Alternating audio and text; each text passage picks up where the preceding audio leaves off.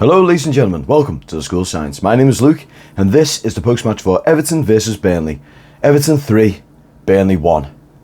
Now, first half of the game, we didn't look like a team in control of what was going on. We were pretty much on the back foot from the word go in terms of the physicality of the game. Burnley with a much more physical side, they were getting more risky challenges in and they were demanding the possession of the game, which, to be honest, both Everton and Burnley have that sort of style. They normally let the opposition try and keep the possession and we push them towards the corners or we try and put them on the ropes. But in all fairness, Burnley were maintaining the possession. They were doing that to us in the first half. The majority of that game was spent in Everton's half and Burnley were just peppering at the goal. Weren't getting much, but they were still being threatful around the last 18. Everton did have a few opportunities as well. A couple of them went wide, a couple of them went high, and a couple of the shots just went straight to the keeper.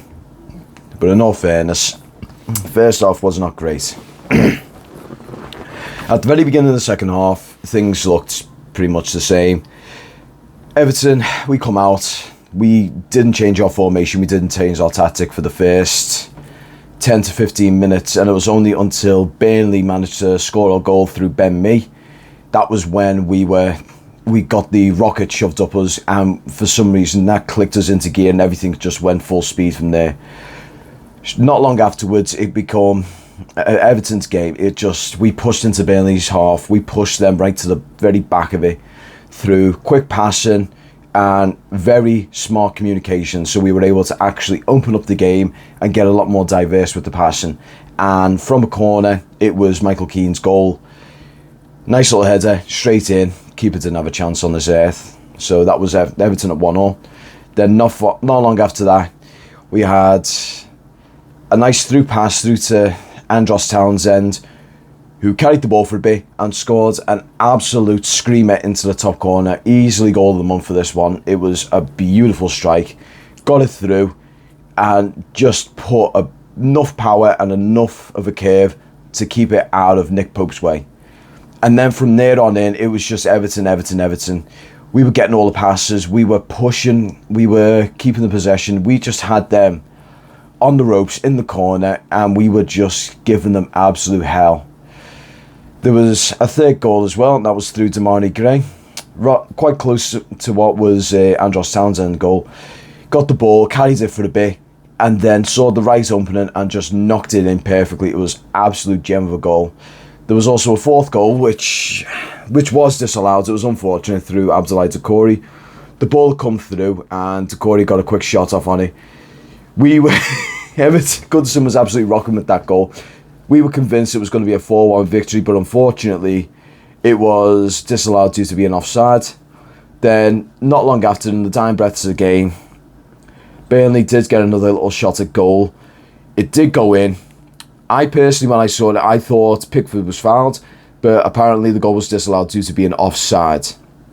So from that front, it ends up being 3-1. But the thing that I've noticed with this game, Everton were a team of two types. In the first half, we just didn't have a spine. Burnley were absolutely ragging us all over the show. They had us pretty much stuck in our half for 90% of the game. But when Everton were able to push out and when Everton were able to actually maintain possession for a decent amount of time, we always looked threatening in the first half. It was just when that first goal went in, that was the catalyst of what needed to be done. It gave Everton that nice little shake-up that we needed. The team reformed itself, and from there, we were just using the width to the best of our abilities. We were using interchange and play, bringing it from width to centre, back to width. We were doing it in such a way that put Burnley on the back ropes pretty much for the remainder of that half. So from there on in, it was just Everton's game.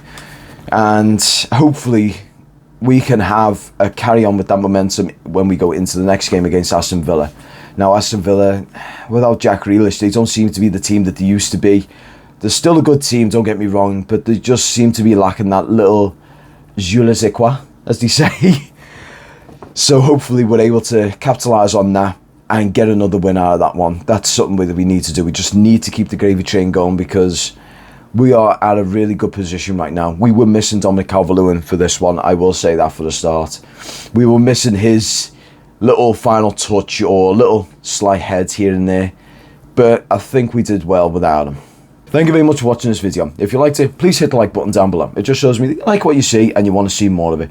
Also, if you want to suggest anything to the channel, whether it be another angle with the pre-match, with the post-match, with the drones, or something entirely different, whether you think I should do a new style of video somewhere down the line, put it in the comment section down below. Even if it's just a general compliment, I always appreciate seeing that stuff in the comment section.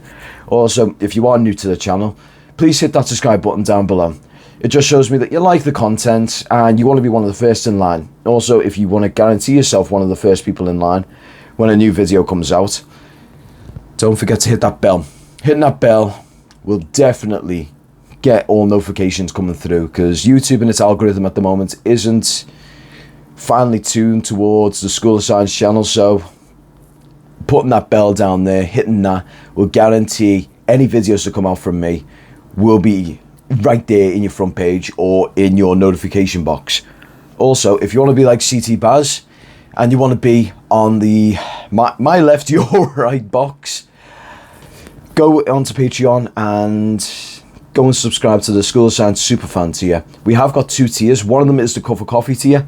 That one is essentially just you grabbing a pound coin and just giving it to me saying, "Look, I like what you're doing, lads. Yeah, get a coffee on me." It offers no real perks in all fairness. But if you go to the School of Science Superfan, you will be one of the first in line for any of our content. So any content that comes into the channel, it gets put onto there ad-free. So when this channel does get monetized, you won't get bombarded with ads if you go through Patreon. Also, any live streams or anything like that will be put on there. Also, coming in the future, any Bramley Moore footage will be put on there 24 hours before it comes on the YouTube channel. So if you're one of the Patreon School of Science Superfan, I need to change that into something else. It's a tongue twister and a half. But if you are part of that, you will get the Bramley Moore footage 24 hours early. So it comes out on Tuesday at 6 p.m. on the Patreon, but it comes out on Wednesday at 6 p.m. here on this channel. So if you want to be one of the ones who gets a nice little sneak peek a little earlier than the rest, make sure you're part of that part of the Patreon. But yeah, guys, I'd like to thank you all very much for watching. Sorry about the hoarse throat. Also, I was going to try this in the stadium itself, but as you can see here, in terms of the first half, it was... I've just spoken to your head steward. Jesus. The stewards don't like that for some reason. But in any case, thank you very much for watching, and I'm going to see you all in the next video. Peace.